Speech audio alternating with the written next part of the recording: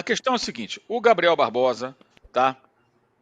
Segundo fontes, diferentes fontes, com presença de vários jogadores, estavam no vestiário, os jogadores todos, gente, no domingo, porque os machucados também foram para lá. Vocês viram lá? Vinha, De La Cruz, Pedro, Luiz Araújo ficou até no banco, né? Mas sem a condição ideal, mas já ficou no banco. Everton, Cebolinha, todo mundo estava lá, tá? E o relato que a gente tem, eu e outros colegas, de mais de uma fonte, é de que houve, sim, uma reação de insubordinação com a decisão do técnico de fazer a substituição no intervalo. Ponto. Isso gerou mais o pacote, me parece, como que ele falou no final do jogo, esse afastamento, essa decisão tomada pelo Marcos Braz. O Gabriel foi afastado. No entendimento de pessoas do futebol do Flamengo, deixá-lo de fora do jogo contra o Cuiabá seria um prêmio. Ele não tem que viajar, fica no Rio e tal, diferente se fosse um jogo em São Paulo, né? Que aí ele já fica o dia seguinte, se for folga em São Paulo, ele tem lá os programas dele, os amigos dele, aí aproveita e vai lá no Podpah fazer outra entrevista lá com o Digão, com a rapaziada, né? Falar da torcida do Corinthians, pode fazer isso tudo. Então, há uma possibilidade dele ser escalado, porque eles entendem que talvez fosse um prêmio deixar o cara de fora. Tem contrato, está recebendo salário, então ele pode sim ser relacionado. A decisão não foi tomada ainda, isso vai depender também de conversas com o técnico. E eu apurei que o Felipe Luiz não tinha mais a intenção de escalá-lo. Você pode mudar de ideia. Vamos ver como é que vai ser. O que eu apurei foi que o Felipe ficou muito chateado com uma atitude que ele teria tomado depois. E não foi só eu que apurei, tá? Isso aí, assim, fontes muito confiáveis. Agora, aí você pode acreditar ou não acreditar. Você pode analisar qual é o perfil dos personagens envolvidos ou não. Enfim, aí fica da cabeça de cada um, né? Você pode acreditar no Papai Noel também, o Natal está chegando, né? Mais um pouquinho tem o coelhinho da Páscoa. E a vida como ela é.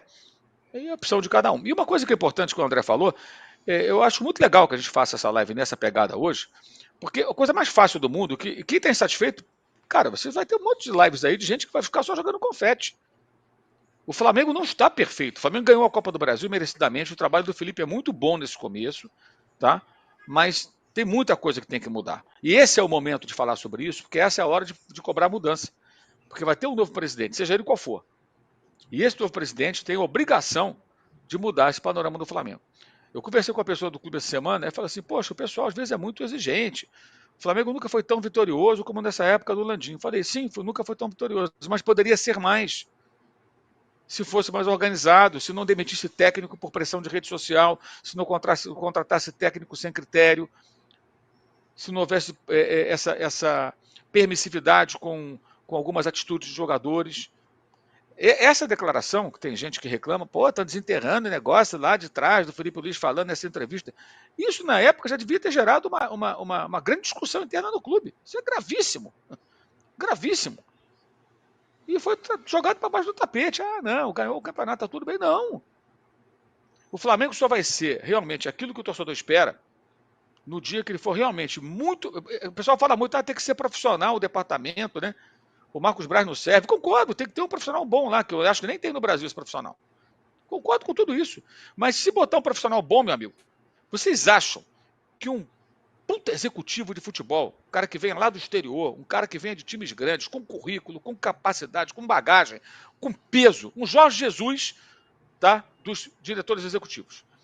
Se ele ouvisse essa entrevista do Felipe Luiz, o que, que ele faria? Chamaria para um chopp? Mandaria uma caixa de bombons?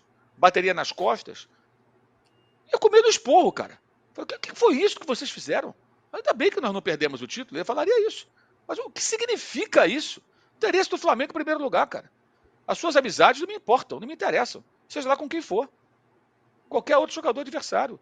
É o Flamengo em campo. Como ninguém vai. Quem vai fazer? Vocês imaginam algum jogador adversário pedindo para o jogador do Flamengo não ser expulso? Porque é um cara legal?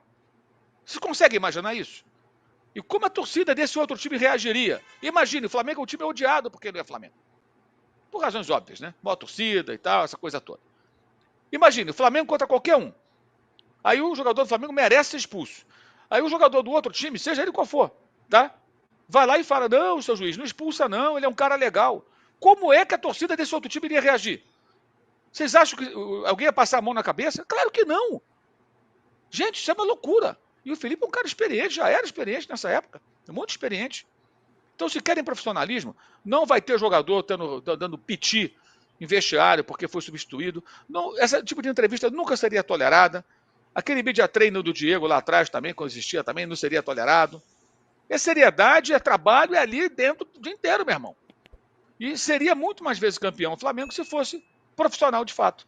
E profissional de fato não é só mudar as peças. Tira o dirigente amador, bota um profissional. Bota um profissional que é. Se for um cara bunda mole, não adianta nada. Tem que ser um cara com peso, com autoridade, que cobre e que exija profissionalismo em tempo integral todo dia do ano. Seriedade todo dia do ano. É assim que tem que ser. E é isso que a gente questiona e cobra. Ponto, acabou. Sem discussão. Sem discussão. Se um dia o Flamengo se aproximar disso, aí sai de baixo. Com o poderio econômico que tem, a não ser que esse projeto do estádio vá drenar as receitas e não possa ter mais bons jogadores. Que é uma outra história. Que também, quando a gente fala, tem gente que fica com raiva. Pô, mas peraí, tem um terreno. Ah, então tá bom, vai nessa. Que é facinho de resolver. Vai nessa. A coisa mais fácil do mundo para qualquer jornalista, para qualquer um nessa altura do campeonato, é ficar jogando confete, como se tudo estivesse perfeito. Não está perfeito. Tanto não está perfeito que o Flamengo está fora da final da Libertadores já há muito tempo, né? Vai ver pela televisão. Uma final que ele teria condições, tinha time para brigar por ela, mesmo com desfalques. Mesmo com desfalques. E, tanto que eliminou categoricamente um finalista. Eliminou o Atlético, finalista. Então poderia estar lá.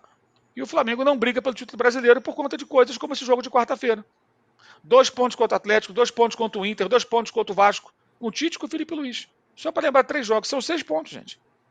Perdidos assim, tolamente. Em gols evitáveis em final de jogo.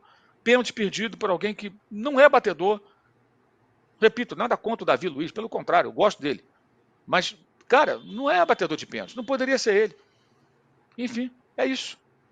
Agora, o que mais tem aí é a gente falando, jogando confete. É muito fácil jogar confete agora, ficar jogando confete. Como disse o André, o mesmo que joga confete hoje é o primeiro depois a cair de porrada. Fica só preparando, juntando munição. Porque agora o cara quer o quê? Engajamento, esse tipo de coisa. E essa é uma hora de fazer muitas reflexões, acho eu. Alô, tropa da S1 Live. A propaganda é a alma do negócio. Quer ver a sua marca estampada aqui diariamente na S1 Live? É só chamar agora no e-mail contato@s1live.com.